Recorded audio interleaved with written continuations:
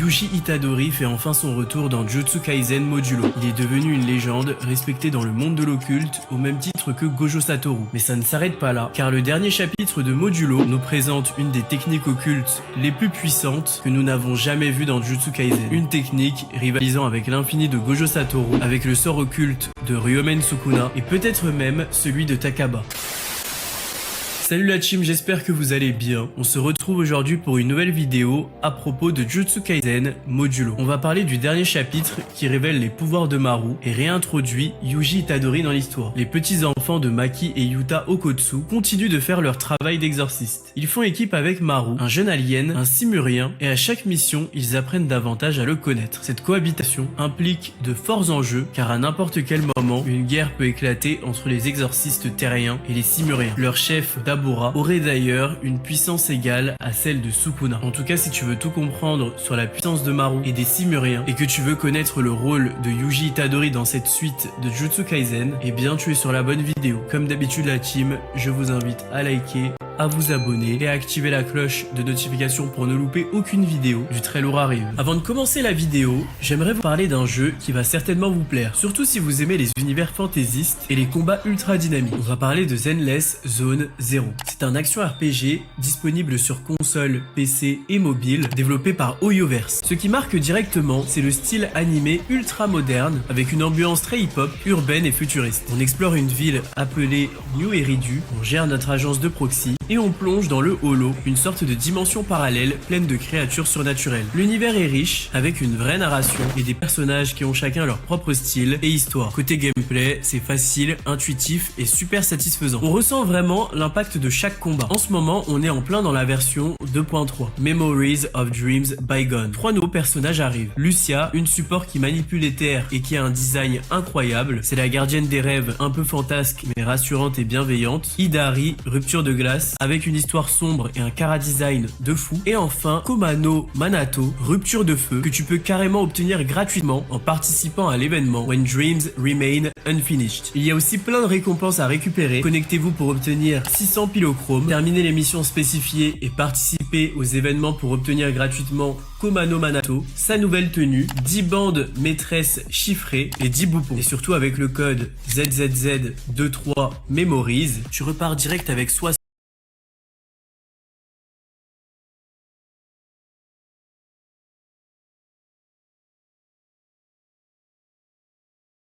pour obtenir des accessoires de proxy, la tenue Viviane Iris de la Rive et d'autres récompenses. La tenue de Viviane ne sera pas disponible par d'autres moyens pendant les 180 jours suivant la fin de l'événement. Donc si vous aimez les jeux au style animé avec des combats rythmés,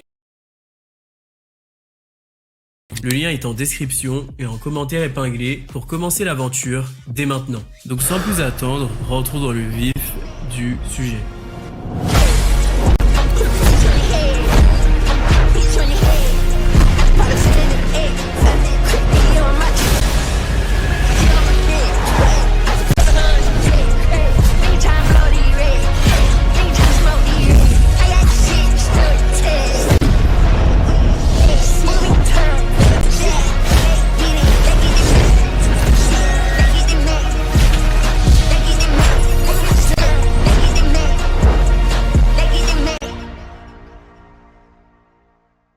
Remettons un peu de contexte. Dans les derniers chapitres, nos protagonistes ont été placés sur plusieurs missions.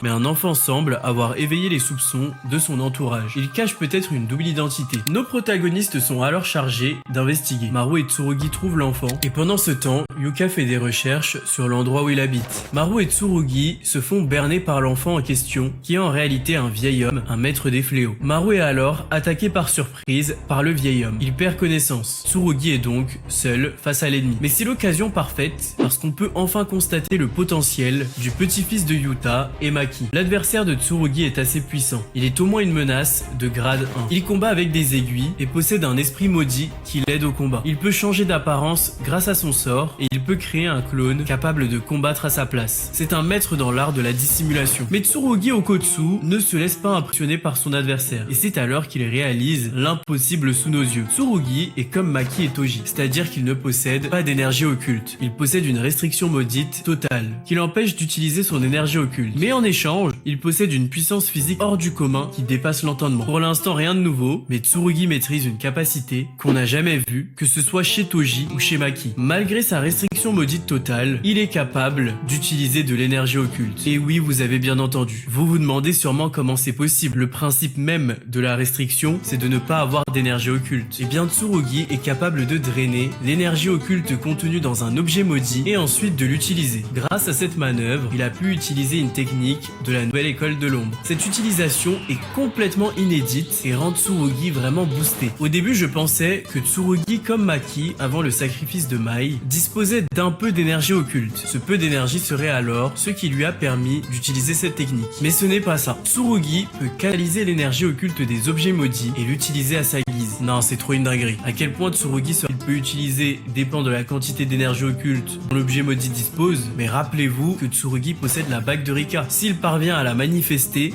il pourra accéder à son énergie occulte, et autant dire qu'il sera juste invincible. De retour au combat, le domaine simple de Tsurugi lui offre une défense absolue, lui permettant d'automatiquement contre-attaquer. Il réussit à dodge toutes les attaques de son opposant dès qu'il rentre dans son territoire. À cet instant, Yuka entre dans la bataille, utilisant sa technique occulte, morsure tournoyante. La coordination des petits enfants Okotsu est juste impressionnante. Le maître fléau lui-même affirme que les deux en même temps, ça ne compte pas comme une addition, mais plutôt comme une multiplication de leur puissance. Mais le vieil homme n'a pas dit son dernier mot. Grâce à une doublure, il a réussi à atteindre gravement Yuka et Tsurugi semble en mauvaise posture. Mais à cet instant, Maru se réveille et les vraies hostilités commencent. Maru éveille son troisième œil. En réalité, il semble toujours inconscient et on dirait que c'est son troisième œil qui le contrôle. L'aura dégagée par l'œil alerte directement le maître des fléaux. Maru empêche le vieil homme d'utiliser son esprit en lui transperçant la main. Il lance alors un projectile sur son opposant. Le maître des fléaux tente de l'esquiver en anticipant sa trajectoire, mais le projectile change de direction au dernier moment. Maru poursuit avec un coup de pied qui détruit tous les alentours. Tsurugi est complètement choqué par la puissance de Maru, mais ce n'est que le début. Le maître des fléaux réalise qu'il aurait dû tuer Maru quand il en a eu l'opportunité. Et à cet instant, le frère jumeau de Maru fait son entrée observant l'affrontement de loin. Il est déçu du comportement de Maru qui perd son contrôle pour si peu.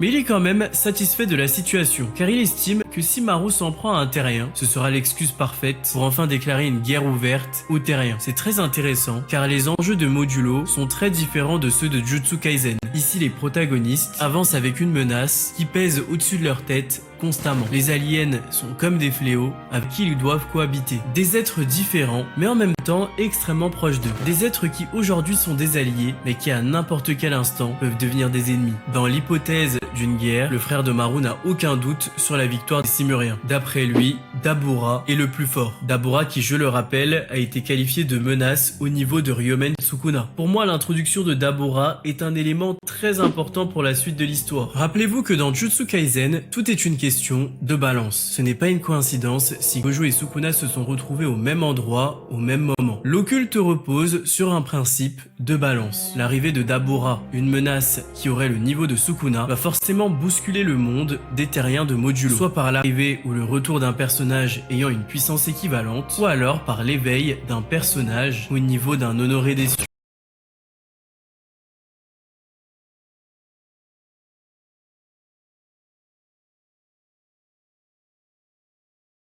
Semble dépasser tout ce qui existe concernant l'exorcisme sur Terre. L'horloge se met à tourner à l'envers, tout l'environnement tremble, les ballons sont en lévitation, l'atmosphère change, tout ce qui est autour semble impacté. Tout semble être réécrit par l'existence même de Maru. Et face à cette puissance, le maître des fléaux vit une réminiscence. Il se rappelle d'un visage. Un visage qu'il avait mis dans le même état il y a quelques années. Ce jour-là, il a ressenti une peur qu'il n'a jamais oubliée. Et celui qu'il avait mis dans cet état n'est autre que Yuji Itadori, le seul et l'unique. Ce souvenir revient frapper le maître des fléaux parce que Yuji est la seule personne qui lui a fait découvrir la peur pour sa vie dans un affrontement. On reconnaît Yuji par la cicatrice qu'on peut apercevoir. On peut supposer qu'après le combat, Yuji s'est donné comme mission de chasser tous les fléaux et maître des fléaux. Il restait encore énormément de participants de la traque mortelle. Ce vieil homme serait un des rares rescapés de cette époque, ayant réussi à passer entre les mailles du filet grâce à son sort occulte qui lui permet de changer d'apparence. Il a pris l'apparence d'un petit garçon et s'est dissimulé pendant des années suite à sa rencontre avec Yuji. Yuji est devenu ce symbole de puissance dans le monde de l'occulte. Il est à l'image de Gojo Satoru. On ne peut pas ignorer le clin d'œil de Gege à Gojo. Satoru, après sa naissance, a bouleversé la balance du monde. Les fléaux et les maîtres des fléaux étaient désormais terrifiés de se montrer et de commettre des crimes car ils savaient que Gojo existait. Sa simple existence était l'arme de dissuasion absolue. Aujourd'hui c'est pareil, mais avec Yuji. La criminalité est réduite par sa simple existence. De retour au combat, Maru réussit à anticiper et à esquiver toutes les attaques du vieil homme. Maru surpasse complètement son adversaire, l'enchaînant de coups à plusieurs reprises. Le maître des fléaux se retrouve projeté dans une piscine et la température de l'eau augmente fortement, le forçant à sortir au plus vite. Mais à ce moment-là, Maru utilise sa technique pour changer les propriétés de l'eau. L'eau se transforme en glace. Le maître des fléaux réalise alors qu'il est complètement cook. La technique de Maru détruit toute logique. Maru réalise plein de prouesses différentes, montrant qu'il peut changer l'environnement à sa guise. Maru est sur le point d'infliger le coup de grâce au maître des fléaux. Mais c'est alors que Tsurugi fait son apparition et stoppe l'attaque de Maru. Tsurugi n'arrive pas à tank l'attaque de ce dernier et est projeté dans le décor. Rappelez-vous que Tsurugi a une restriction maudite complète. Il ne devrait pas se faire envoyer valser avec un simple coup. C'est pour dire la force colossale de Maru. Tsurugi essaye de faire comprendre à Maru qu'il en a fait assez. Il n'a pas besoin de tuer le maître des fléaux. Mais Maru reste inconscient, il ne réagit pas. Le frère de Maru, qui observe toujours la scène, est content de la tournure que prend la situation. Si Maru tue Tsurugi, un innocent, et qui plus est, un enfant d'une grande famille, le prétexte pour la guerre est tout trouvé. Tsurugi, de son côté, a conscience que certaines personnes ne cherchent qu'un prétexte pour déclencher une guerre entre les aliens et les humains. Il veut éviter que Maru se retrouve à être le déclencheur des hostilités. S'il tue un terrien, même si c'est un maître des fléaux, certains pourraient récupérer ce geste pour radicaliser leur discours. Tsurugi rappelle à Maru qui lui avait dit qu'il voulait être son voisin. Suite à cette déclaration, le frère de Maru intervient et stoppe son frère. Et c'est la fin du chapitre. C'est intéressant car Maru et son frère sont extrêmement différents. Alors que le frère de Maru souhaite que la guerre éclate, Maru se rapproche de plus en plus des enfants Okutsu. Il souhaite cohabiter avec ces derniers. La puissance de Maru dépasse l'entendement, faisant écho à celle des exorcistes les plus puissants du passé. Face à la menace simurienne, les exorcistes actuels semblent vraiment plus faibles. Si une guerre éclate, ils n'auront sûrement pas d'autre choix que de faire appel aux exorcistes d'antan qui ont déjà sauvé le monde. N'oublions pas qu'il reste quelque part le doigt de Sukuna, un doigt qui pourrait ramener le roi des fléaux et surtout un doigt qui rend encore possible l'assimilation de Tengen avec la population japonaise. Une guerre risque d'éclater et face à une puissance équivalente à Sukuna, qui pourra rivaliser. Voilà la team, c'était tout pour cette petite review. Dites-moi ce que vous avez pensé du chapitre en commentaire et dites-moi vos théories pour la suite. Je vous dis à bientôt pour une vidéo sur Doma, on va parler Demon Slayer et aussi il y aura pas mal de vidéos de Chainsaw Man. Je suis bien hypé avec le film. À partir de 2026, on va faire beaucoup de Jujutsu Kaisen avec l'anime qui reprend, donc restez branchés la team. Merci à vous, restez sur vos gardes et à très vite.